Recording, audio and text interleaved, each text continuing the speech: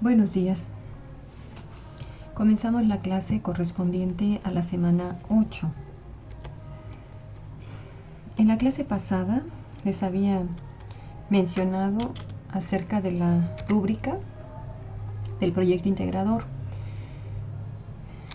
Expliqué cada uno de los criterios de evaluación. Varios de ellos ya se han mencionado en las unidades anteriores y se han desglosado en esta rúbrica para que vayan trabajando en ellos. Les mencioné también en la clase pasada que en la semana 1 la parte clave era el esquema para poder trabajar en la semana 2 con las fuentes de información, el vaciado de los extractos de las fuentes de información y elaborar la primera versión del trabajo. ¿Sí? También les expliqué que como subproducto de investigación, una vez que ya se ha elaborado el vaciado de las fuentes que se consultaron y se estableció la primera versión del proyecto, estamos en el punto exacto de obtener un subproducto de investigación, el cual, con respecto al programa que nos compete, sería el artículo científico. Entonces abordamos el inicio de la unidad 3, que es la escritura científica. Mencioné las partes que incluyen la unidad y comenzamos a explicar qué es la redacción científica, qué es el artículo científico, cuál es el lenguaje que se maneja en el artículo científico y cuál es la forma de elaborar un artículo científico en función de los componentes que debe incluir. Pues habíamos mencionado que la forma más habitual de designar dichos componentes es que se conoce como INRIT, donde cada una de estas letras me está representando la introducción, métodos, resultados y discusión respectivamente. Esta es una forma de elaborar un artículo teniendo estas secciones. Nos habíamos quedado justo en esta diapositiva donde ya dábamos a entender cada una de estas partes y cuál era la cuestión fundamental que abordaba cada una de ellas. Mencionamos que en la introducción, la pregunta que se responde en dicha sección es qué problemas estudió y qué elementos debían observarse en la introducción, qué elementos se observan en la sección de métodos, cuáles en la sección de resultados y cuáles en la sección de discusión. Entonces, esta diapositiva va a ser de bastante utilidad para que ustedes puedan tenerla a la mano, copiarla en la libreta y observen, relacionen de manera rápida, ¿sí?, qué es lo que se plantea en cada una de estas secciones en particular y qué elementos componen cada una de estas secciones. Bueno, entonces ahora sí podemos empezar con el primer punto, que es el artículo y sus partes. Ya les mencioné entonces que una de las formas básicas de un artículo es justamente la forma INRIT: introducción, métodos, resultados y discusión. Pero veamos de manera más detallada la estructura de un artículo científico. Bueno, el título, que debe ser atractivo, breve y específico, es el primer componente que vemos en un artículo científico. Después de este componente, en el siguiente paso, lo que vemos es la autoría y la afiliación. Aquí vamos a ver el nombre de los autores y a qué instituciones están afiliados, a qué instituciones pertenecen. Posteriormente encontramos un abstract o resumen y las palabras clave. Después vemos la sección de introducción. Posteriormente vemos la de resultados. Posteriormente vemos la de materiales y métodos. Luego resultados. Después de los resultados tenemos la discusión y las conclusiones, posteriormente los reconocimientos y finaliza con las referencias bibliográficas. Aquí tengo un ejemplo como tal. Este es un artículo científico. Voy a darle un zoom para que se pueda observar mejor. ¿Sí? Pertenece a esta base de datos, la base de datos del Sevier. La revista es es el Journal of Pharmaceutical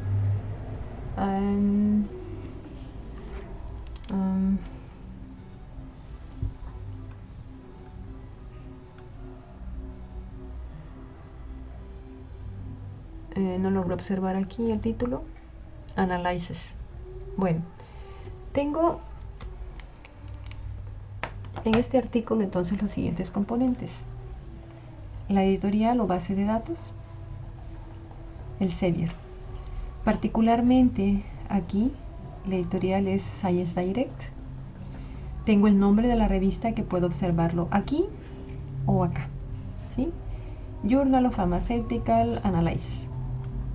Después tengo el título del artículo: Advances in the Analysis of Phenolic Compounds in Products Derived from Bees. Bueno, después del título del artículo, ahora tengo los autores, la autoría y la afiliación.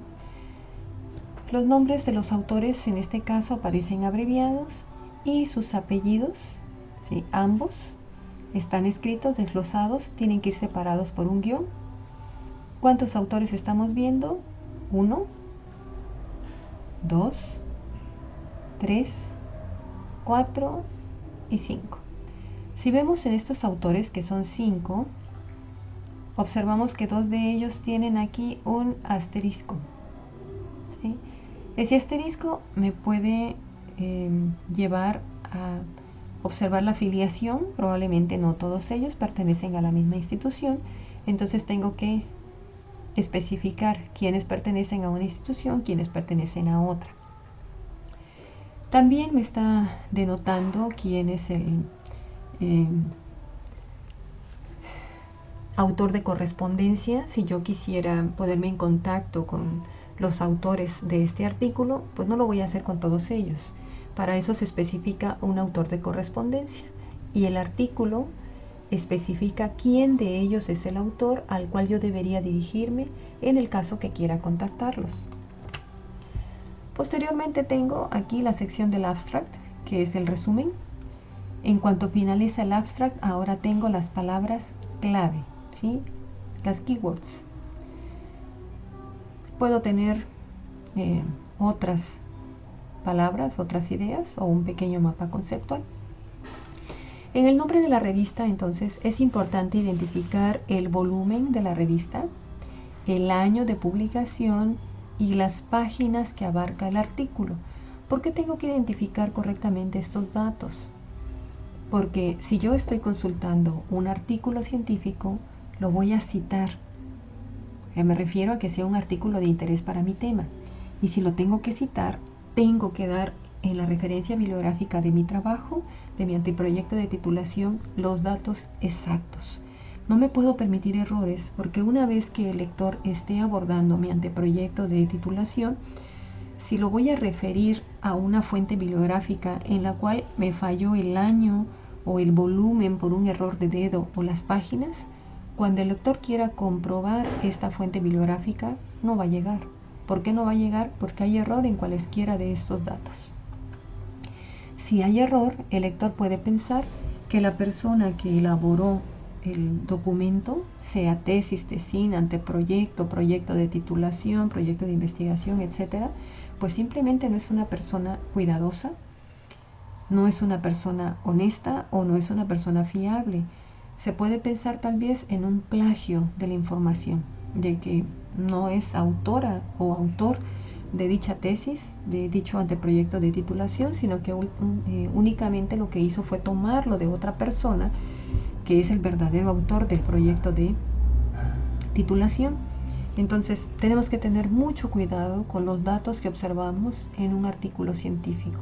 Desde el nombre de la revista, el volumen, el año, las páginas, el nombre de los autores, ¿sí?, que son los principales que vamos a citar en la referencia bibliográfica.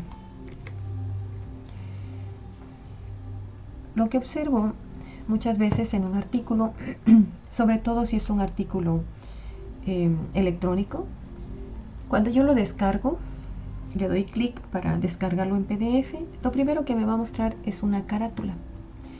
¿Qué observo en la carátula? Observo el título, los autores, ¿sí?, la institución o la afiliación, el año de publicación. Este formato para la carátula está bastante bien establecido en la mayoría de las revistas científicas. Y por ejemplo, aquí me muestra que debe de tener un margen, de 3 centímetros en laterales, tanto derecho como izquierdo. El margen que se debe dejar es de 3 centímetros. Margen inferior y superior de 2.5 centímetros. Después de ese margen de 2.5 centímetros, para citar el título del artículo, debo de dejar un espacio de 7 centímetros, un margen de 7 centímetros.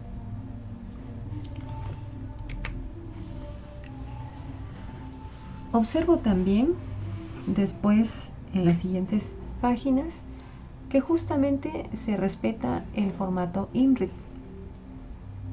Aquí estamos viendo por qué es IMRIT: introducción, métodos, resultados y después la discusión.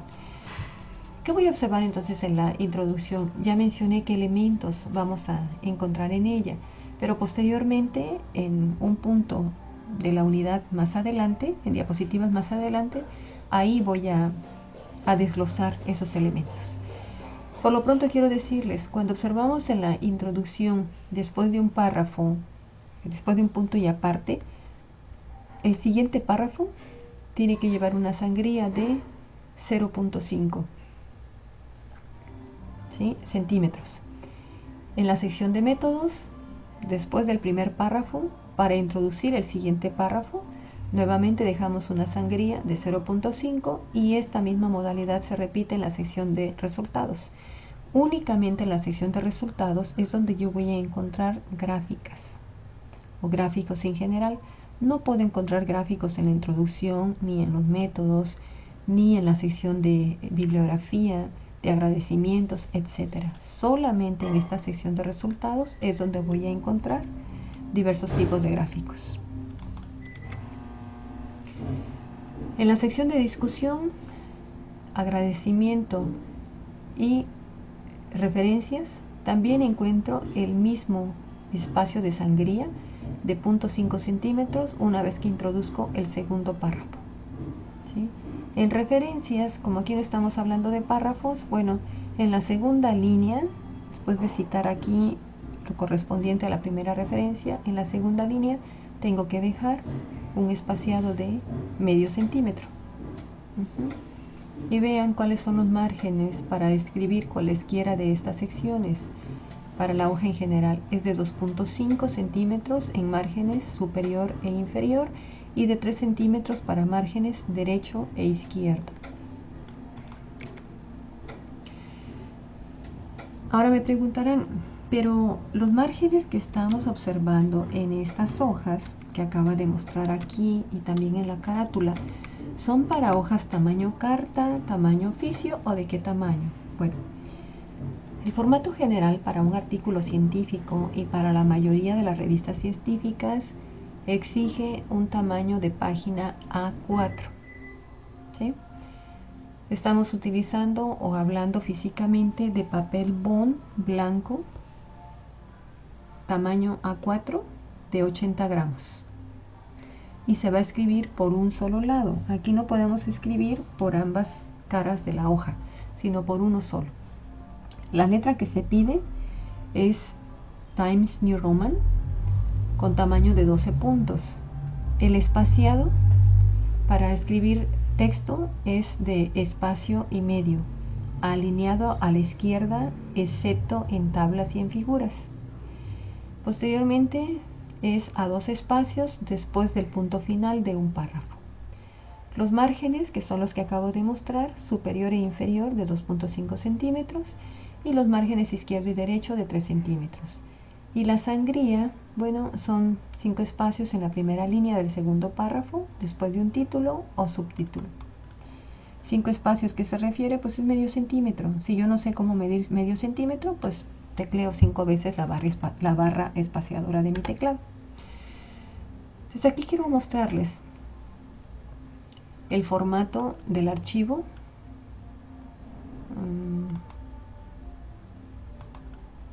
¿Sí?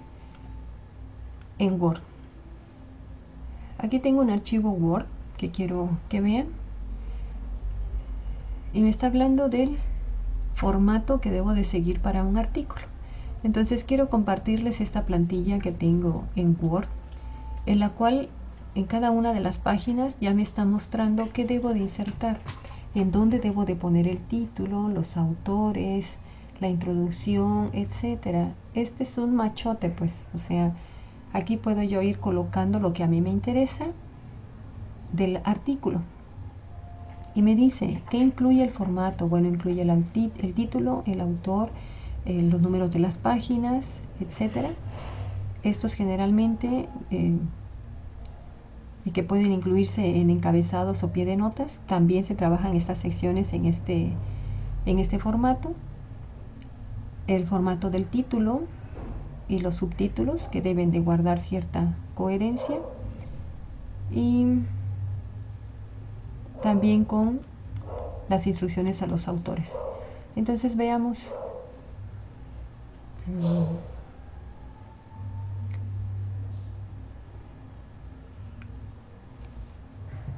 Aquí está el formato.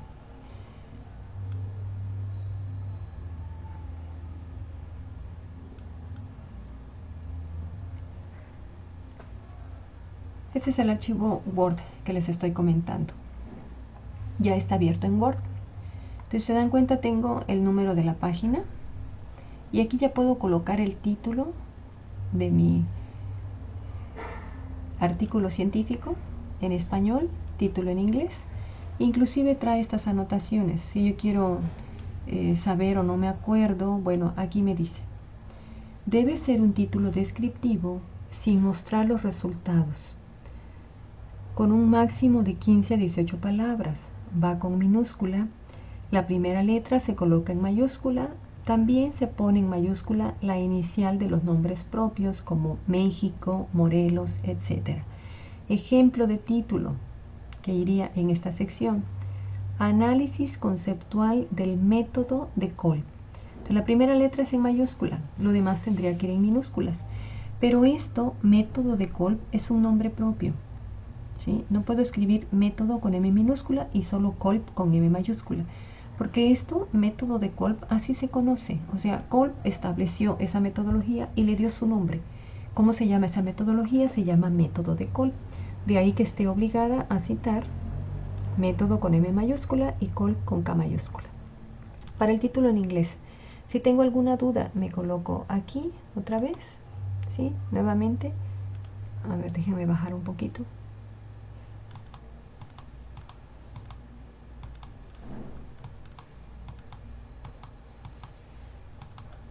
Ajá.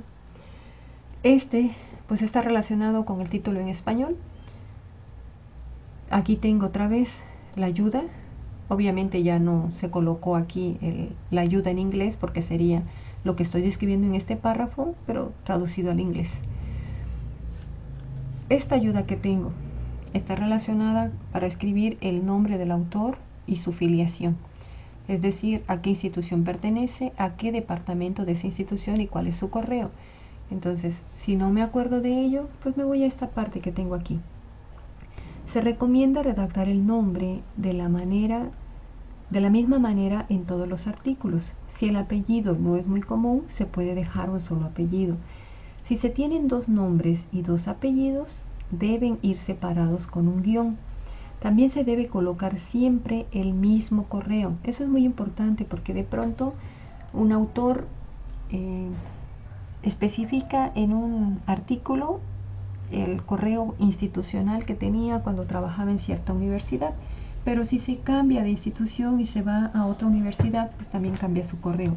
Entonces aquí se recomienda que tengamos un correo, tal vez no es el institucional, tal vez sea, cuestiones técnicas de que se estaba acabando la pila de mi computadora.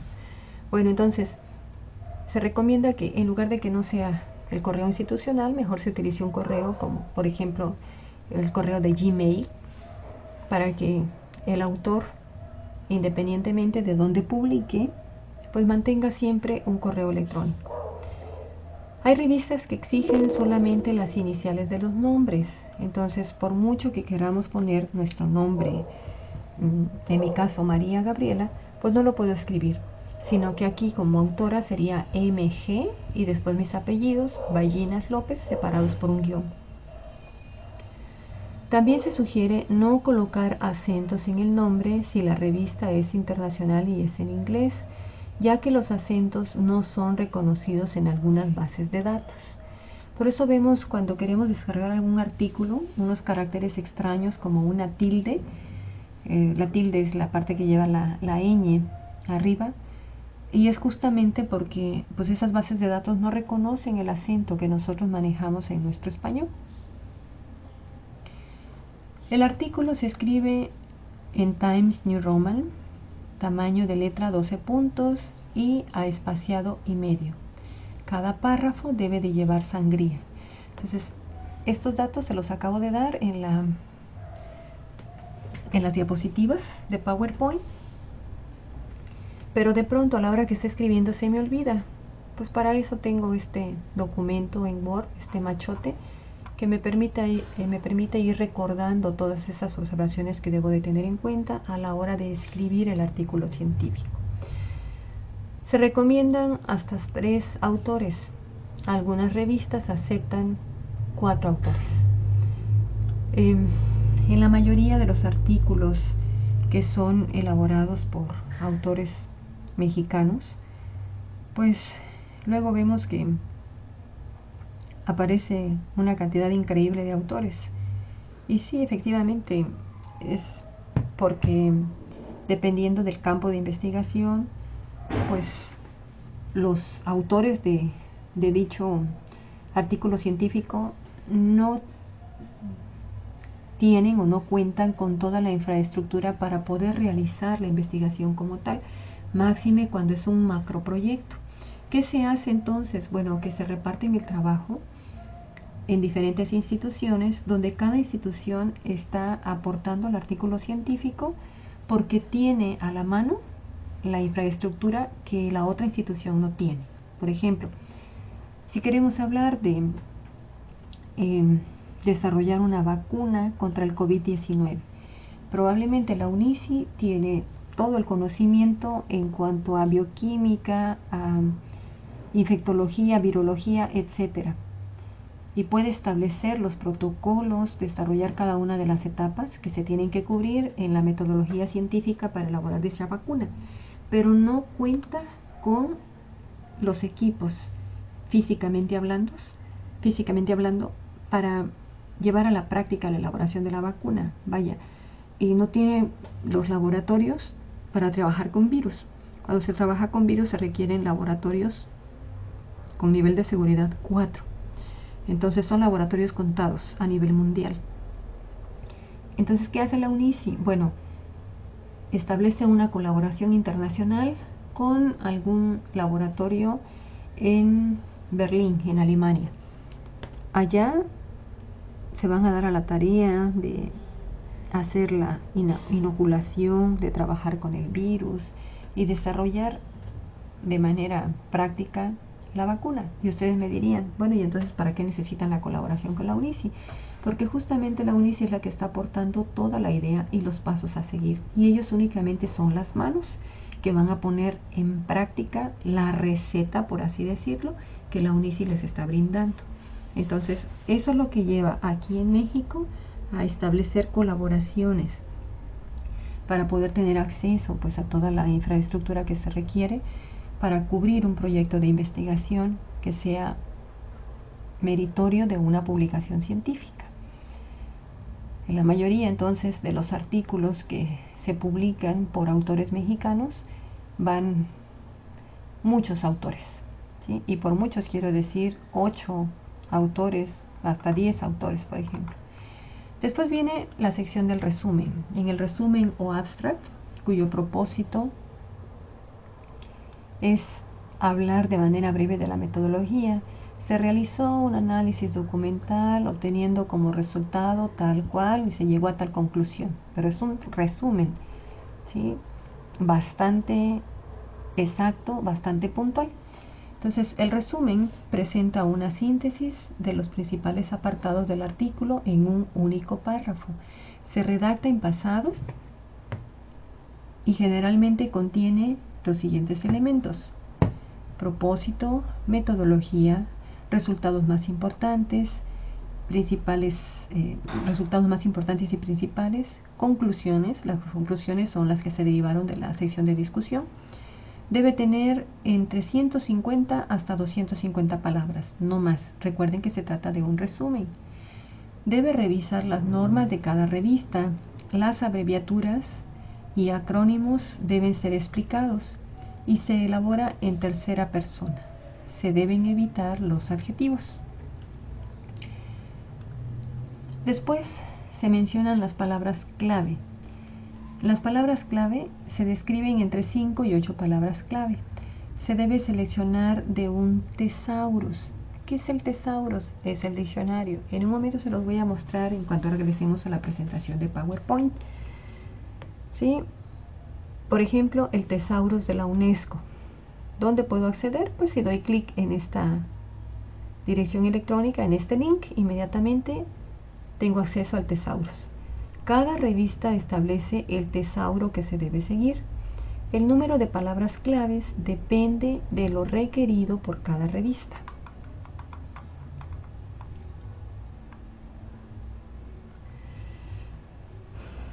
Se sugiere entonces revisar el glosario o palabras con las cuales se traduce el enfoque y las competencias al inglés en otros artículos para seguir la misma línea, ¿sí? Revisar la lista de términos de la socioformación en inglés. ¿Qué hicimos aquí? Bueno, estamos hablando del resumen y de las palabras clave en español que posteriormente van a ser escritas en inglés. El resumen es el abstract, solo que ahora va en inglés, y las palabras clave son las keywords, pero también en inglés. ¿Qué tenemos que hacer aquí? Traducir las palabras clave considerando la traducción que se hace en otros artículos para poder seguir la misma línea. Posteriormente ya viene la introducción. Y aquí me dice el formato, este machote. Describa el contexto del tema, concepto, teoría o metodología que se va a analizar mediante el análisis documental con apoyo a la cartografía conceptual. Esto se refiere a describir el área, el entorno, el proceso social, el proceso disciplinar, etcétera, etcétera, ¿sí? Entonces, debe redactar su propia introducción con sus palabras. Este ejemplo es solamente una guía. Aquí me está recordando que la introducción yo la tengo que elaborar como autora en mi artículo científico, utilizando mis propias palabras. Aquí no es adecuado que yo utilice palabras de otros autores, sino que justamente la introducción tiene que ser de mi propia inspiración. No puedo tomar extractos de otras fuentes o de otros artículos, ¿sí? Eso se evita. Es válido tomar extractos o párrafos de otros artículos, pero cuando ya estamos en el cuerpo del artículo, en la introducción no, ¿sí? El título de cada parte del artículo va centrado, sin mayúsculas. Cada palabra del artículo lleva mayúsculas iniciales. En la introducción se describe con detalle y citando autores los siguientes puntos: contexto del estudio, aclaración del tema, antecedentes del problema, descripción de la necesidad o necesidades a partir de la revisión de la literatura importancia de resolver esas necesidades y propósito del artículo. ¿Sí? En la introducción no se hace ningún resumen. Antes de elaborar la introducción es importante hacer un cuadro nocional o esquema con todas las ideas y su encadenamiento. Esto es sumamente importante porque a la hora que yo esté escribiendo la introducción con mis propias palabras, pues de pronto se me pueden pasar por alto algunas ideas. Entonces, antes de abordar la redacción de la introducción, debo de contar con todas mis ideas anotadas en un esquema, como si fuera un mapa mental. La citación de autores es para contextualizar, establecer los antecedentes, sustentar la importancia del estudio o explicar el problema de investigación. Todo párrafo en general debe tener como mínimo una idea principal y varias ideas de apoyo. ¿Sí? Que se describan.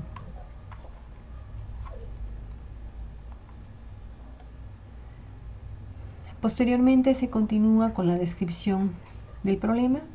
Ahí se tiene que hacer un análisis de las necesidades que se pretende resolver, ¿sí? en la problemática, o sea, cuál es en realidad lo que nosotros queremos aportar o resolver y que se ha narrado como el problema de investigación.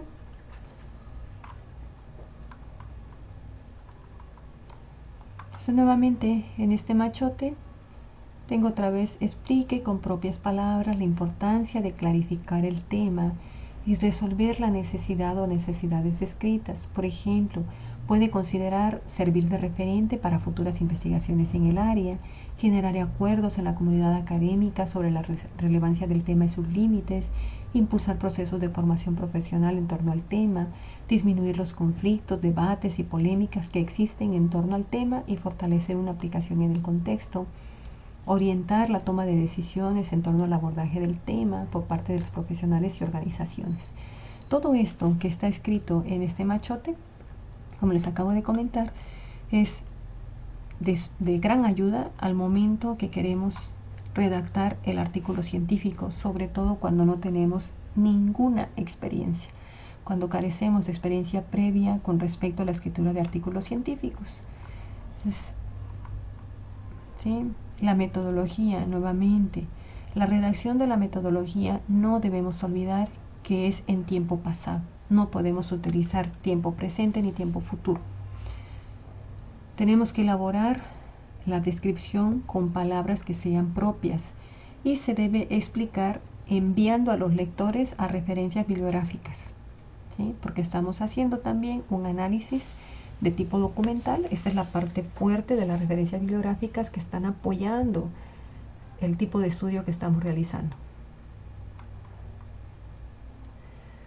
En las técnicas de análisis, nuevamente, debemos de describir todos los conceptos que ameritan ser mencionados en las técnicas que vamos a utilizar.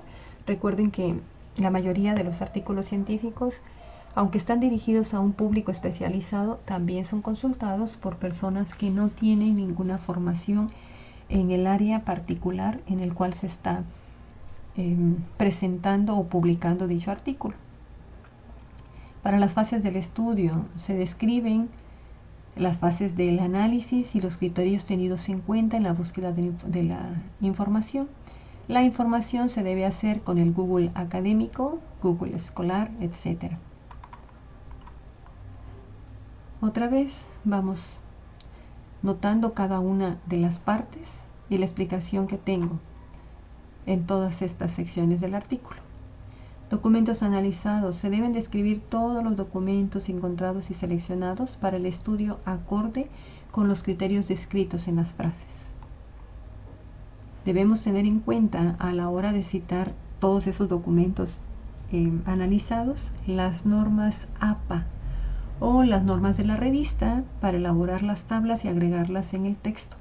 Pues aquí no podemos ni citar las referencias como a nosotros se nos antoje, porque hay un formato que la revista exige.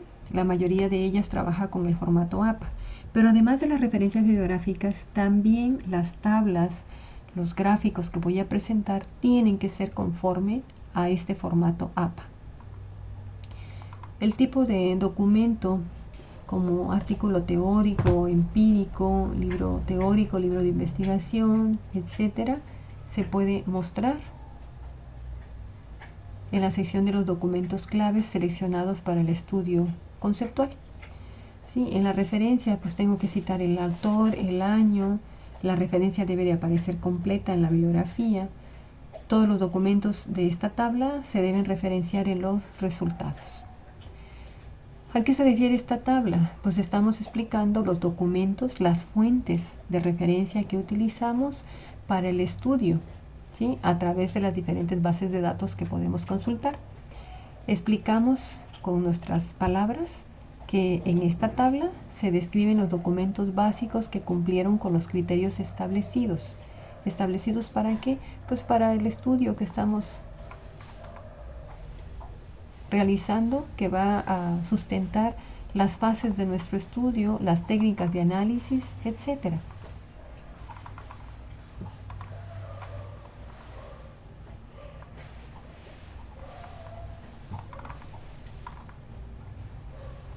En los resultados también se describen en tiempo pasado y se van a organizar siguiendo los ejes de la cartografía de conceptos que hemos estado mencionando desde el principio de este documento de Word.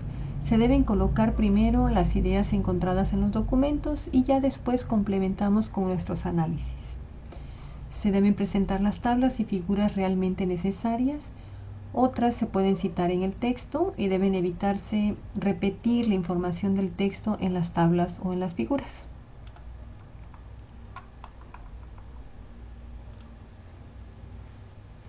Las subdivisiones que queremos hacer, dependiendo de cuáles queremos mencionar, pueden ser opcionales. Esto pues tiene que ver exactamente con el tema que estamos desarrollando, si queremos presentar subdivisiones o no las queremos presentar. A veces se puede agregar una figura para mejorar la comprensión de la definición de estas subdivisiones, como por ejemplo un mapa conceptual. Pero tenemos que tener en cuenta las normas APA para dicha figura, para dicho mapa conceptual. En el caso de que la revista no trabaje con las normas APA, va a especificar qué normas quiere para presentar estas figuras.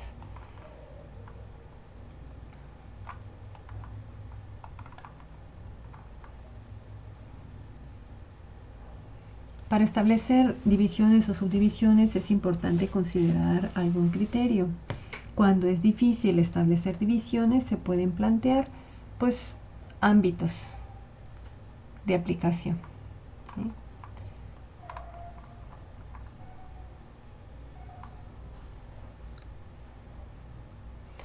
Si vamos a mostrar algún ejemplo, es necesario que el ejemplo tenga detalles del entorno, lugar, fecha, persona, situación, problema, etc. Debe ser un ejemplo que ilustre la aplicación de la metodología para un caso concreto, para un caso específico. Entonces, con este machote que les estoy mostrando en Word, que se puede utilizar a la hora que querramos para escribir el artículo, les estoy presentando cómo trabajar, cómo escribir el artículo y tener aquí pues el acordeón a la mano en el momento que yo no me acuerde, que ya estoy en la sección de referencias. Bueno, ¿y cómo era? Pues sí era formato APA, pero ya no recuerdo qué otras cosas tenía que tener en cuenta. Pues para eso tengo aquí estas anotaciones. El apartado de las referencias inicia generalmente en una página nueva, a no ser que las normas de la revista a la cual se vaya a presentar el artículo tenga otro lineamiento. Las referencias van en orden alfabético y solamente se colocan las que se hayan citado en el texto. Actualmente un artículo académico, para que pueda ser publicado en una revista de relevancia, debe basarse ante todo en la citación de artículos publicados en revistas indexadas. En unos pocos casos puede apoyarse en libros académicos rigurosos. Solamente cuando es estrictamente necesario y no existen otras fuentes, se pueden citar manuales, ponencias, etc. La mayoría de las revistas siempre van a exigir que un artículo científico cite a otros artículos científicos. No aceptan libros, no aceptan manuales, no aceptan tesis, excepto, como acabamos de leer aquí, cuando no hay información con respecto a ello. Solamente en ese caso es que se pueden aceptar este tipo de referencias.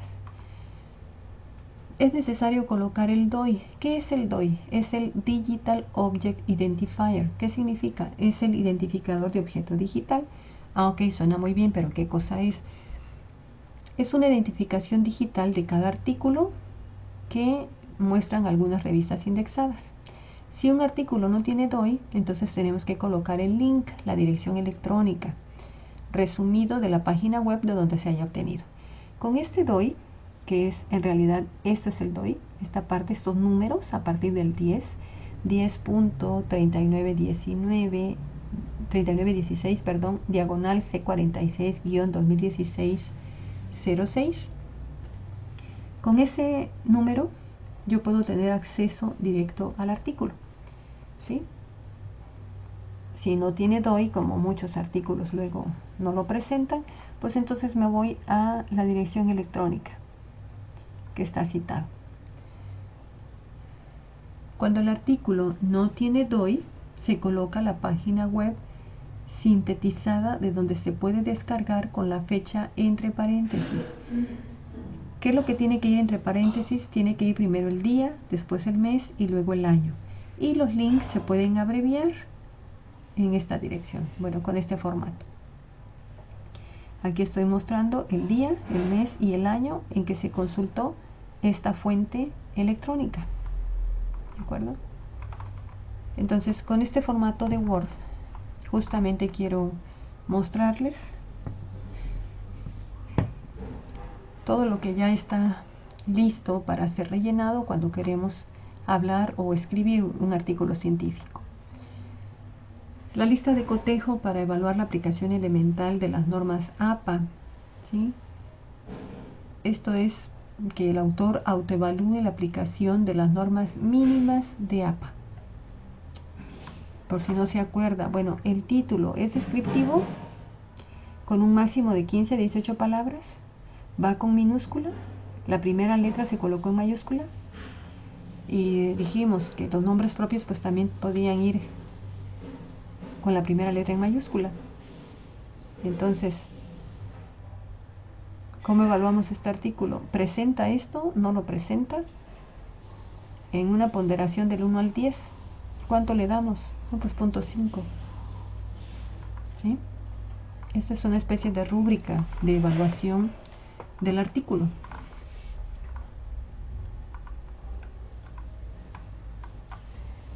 Si tenemos también dudas al respecto sobre las partes del artículo científico, aquí tenemos el video en YouTube. ¿Sí? Tenemos esta dirección que posteriormente se las voy a mostrar en las diapositivas en PowerPoint. Bueno, ahora regresamos a las diapositivas en PowerPoint.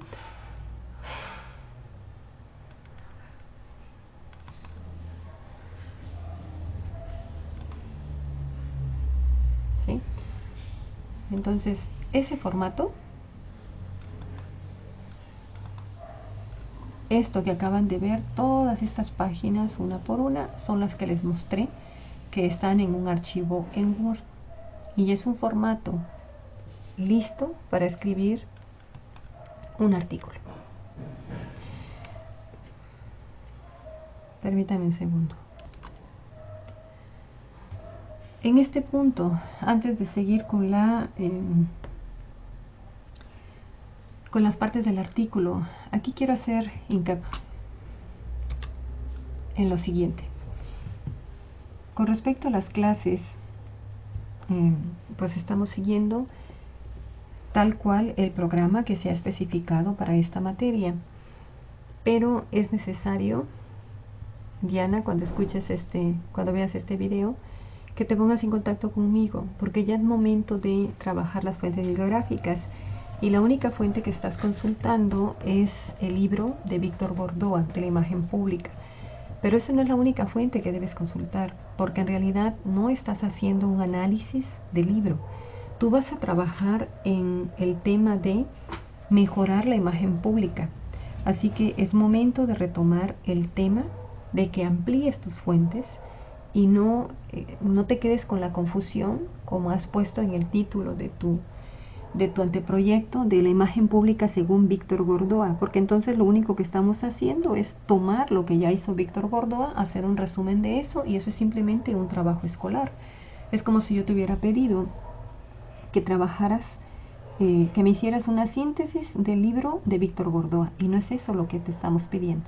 Lo que se te pide en la escuela es un proyecto de titulación. Por lo tanto, no estás haciendo un análisis crítico del libro de Víctor Gordoa. Quiero que eso quede muy claro, Diana. Entonces, es necesario que conversemos, es necesario que tú comiences a buscar fuentes sobre el tema de tu interés, que es el que estás sometiendo para tu anteproyecto para tu proyecto de titulación. ¿Cómo puedes comenzar la búsqueda? Pues puedes empezar por Google Escolar. ¿Sí? En Google Escolar puedes escribir aquí el tema que a ti te interesa, puedes escribirlo directamente en español. Si no quieres trabajar con Google Escolar, te puedes ir a las bases de datos. ¿Qué bases de datos? Bueno, en Google puedes teclear bases de datos sociales o que estén relacionadas con la imagen pública, y ahí te puede mostrar qué bases de datos puedes encontrar.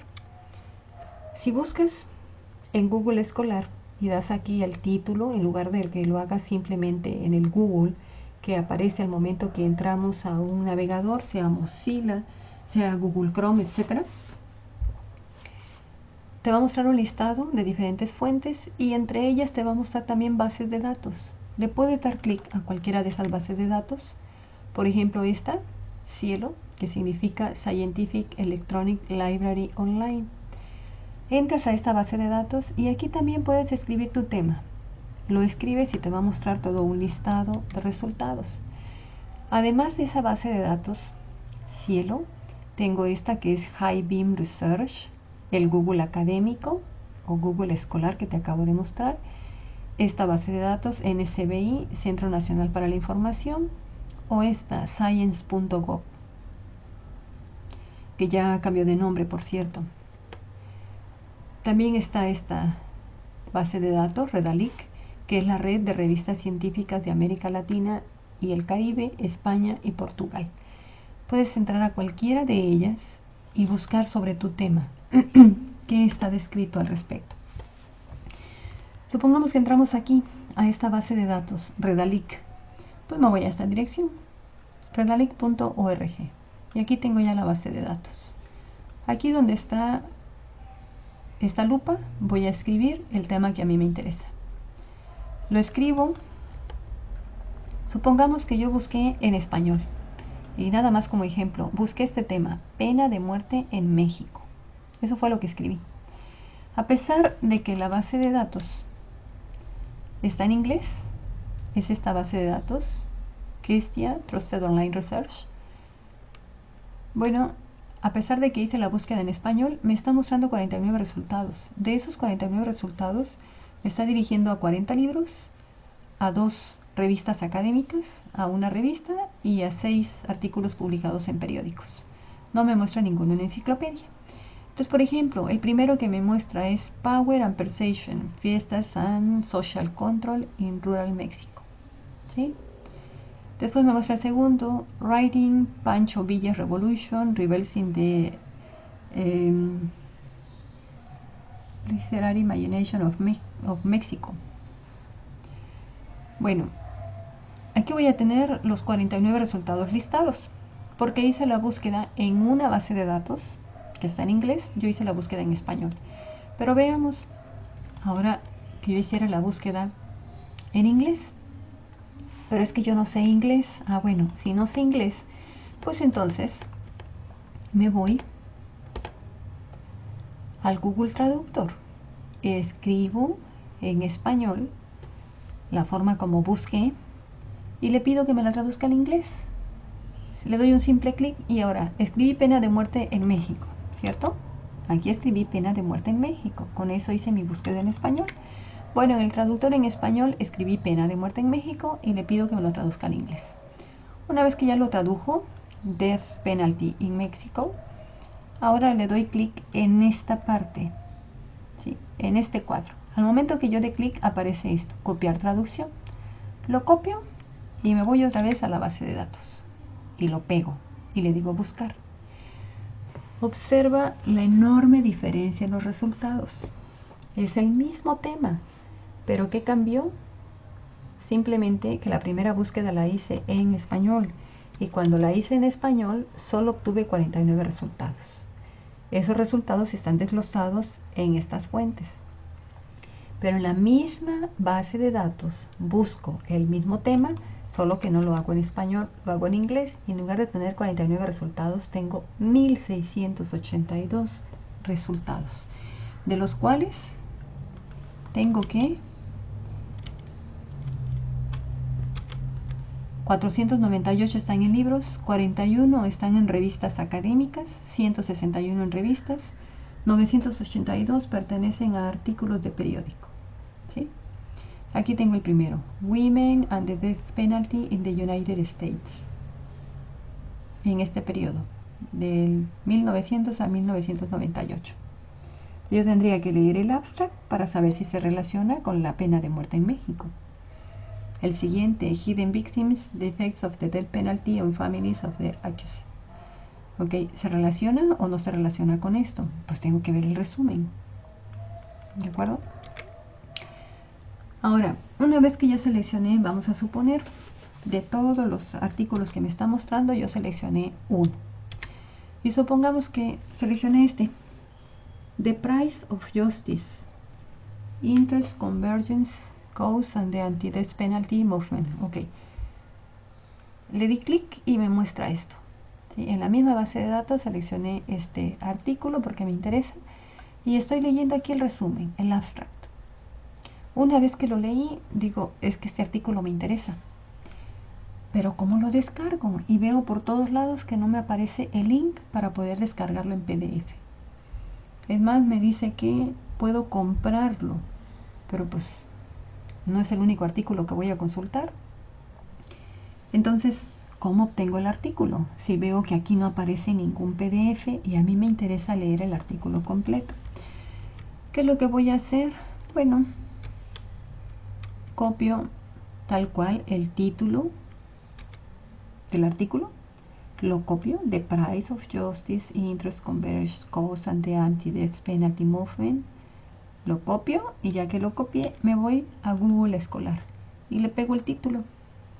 Le pegué el título, le doy clic en la lupa y ahora me muestra que este es el artículo. The Price of Justice, etcétera, etcétera, etcétera. Justamente es de este autor. Lo estamos viendo aquí. ¿Sí? McLaughlin Jolie. Bueno, aquí está. J. McLaughlin. Y ya que me lo mostró Google Escolar, aquí me está mostrando al lado PDF. Una vez que yo dé clic aquí en el PDF, he descargado el artículo. ¿Sí? Aquí está la flechita en la cual me muestra que ya lo descargué, doy clic y veo que ya lo tengo en mi computadora. ¿De acuerdo? Entonces abro este documento y efectivamente ya tengo el artículo. Ya lo descargué y no tuve que pagar ni un solo peso por él. Entonces, ¿tenemos excusa para decir es que no he encontrado información al respecto? Claro que no. Tenemos que buscar. Es que no sé inglés, para eso tenemos las herramientas a la mano. ¿Sí? Podemos hacer una búsqueda bastante amplia. Ya encontré los artículos, pero no los puedo descargar. Acabo de mostrar una forma de cómo descargarlos. Que lo escribí en Google Escolar y no me mostró aquí el PDF. Tengo otra opción. ¿Cuál es la otra opción? Esta, utilizar el SciHub. En el SciHub, ¿qué le voy a pegar aquí? Le puedo pegar la dirección electrónica, el DOI, que es el DOI, ya lo mencionamos, es el Digital Object Identifier, el identificador de objeto digital, una serie de números que acabo de mostrar ahora que estaba explicando el artículo, y le digo abrir, y una vez que le diga abrir, ¿qué voy a ver? Que efectivamente se descargó voy a ver esto, que se descargó el artículo y ya lo tengo en PDF. ¿De acuerdo? Entonces, la clase queda aquí. Es importante, Diana, que conversemos, por favor. Te voy a dejar mensaje en la plataforma y también tienes que ir avanzando ya en la redacción del anteproyecto. Eso es todo por hoy. Que tengas excelente domingo. Hasta luego.